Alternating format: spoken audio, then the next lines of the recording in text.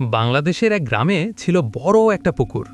দিনের বেলা সেখানে অনেকেই মাছ ধরত, কিন্তু গ্রামের লোকজন বলতো রাতের বেলা ওই পুকুরে মাছ ধরতে যাওয়া ঠিক না, কারণ নাকি মাঝরাতে পুকুরের ধারে অদ্ভুত ঘটনা ঘটে।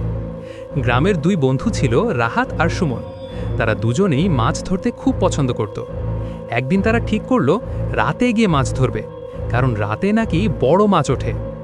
রাত প্রায় 12টার দিকে তারা জাল আর টর্চ নিয়ে পুকুরের ধারে গেল। চারপাশে তখন একদম নীরব, শুধু ব্যাঙের ডাক আর পানির হালকা ঢেউ। তারা জাল ফেলল পানিতে। কিছুক্ষণ পর হঠাৎ জালটা খুব জোরে নড়তে শুরু করলো। রাহাত খুশি হয়ে বলল, বড় মাছ পড়েছে মনে হয়। দুজন মিলে জাল টানতে লাগলো, কিন্তু জালটা যেন খুব ভারী হয়ে গেল। হঠাৎ তারা শুনল পুকুরের মাঝখান থেকে কেউ ধীরে ধীরে বলছে, আমার মাছ, কে ধরছে আমার মাছ? রাহাত আর সুমন ভয়ে চারদিকে তাকালো, কিন্তু কাউকে দেখা গেল না।